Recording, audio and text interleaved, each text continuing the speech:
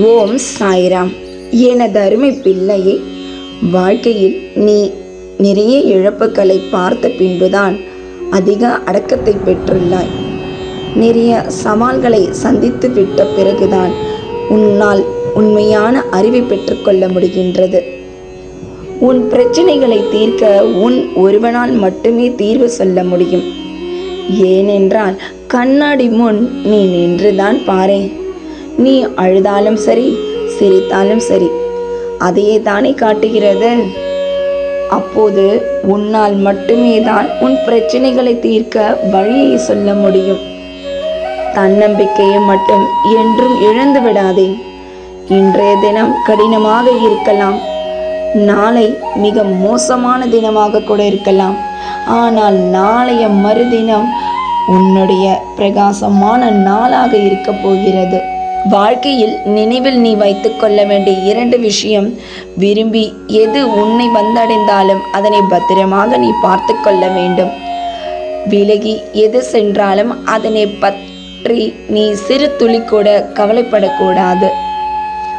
போராடும் வரைதான் நீ செய்யும் காரியமெல்லாம் வீண் முயற்சி என்பார்கள். ஆனால் வென்ற பின்பு விடாமுயற்சியுடன் செய்தாய் என்று உன்னை பாராட்டுவார்கள். உண்மையான அன்பே ஆனாலும் அளவோடு இல்லையெனில் அது ஆராயப்படும். வெட்டும் கத்திரிக்கோளிடமெல்லாம் வாதாடி கொண்டிருந்தால் ஆடை தன் வடிவமைப்பை இழந்துவிடும் அல்லவா? அதுபோல் சில காயங்கள் உன்னை நேர்த்தி செய்யும் என தெரிந்தால் மகிழ்ச்சியாய் ஏற்றுக்கொள்ள வேண்டியதுதானே. அந்த ஆடையை போல கூட்டத்தில் ஒரு எதிரி இருந்தால் நீ வளர்கிறாய் என்று அர்த்தம்.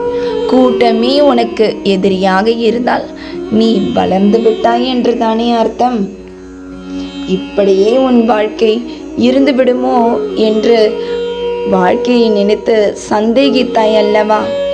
உன் வாழ்க்கை முறை எப்படி இருக்க வேண்டும் என்று பல திட்டங்களை போட்டுள்ளேன். அதை செயல்படுத்த தொடங்கும் நல்ல நாள் இன்றுதான். அதாவது 10/10/24. இதை கூட்டினாலும் கிடைக்கும் எண் 10 தான். இன்றுதான் உனக்கான விடியல் நாள். இன்று வியாழன் 10:10 மணிக்குள் உனக்கு சாதகமாக ஒரு நல்ல விஷயம் நடக்கப் போகிறது. இன்றும் என்றும் என்றென்றும் உன் சாயப்பா உன்னருகில். வாழ்க வையகம், வாழ்க வளமுடன். ஜெய் சாய்ராம்.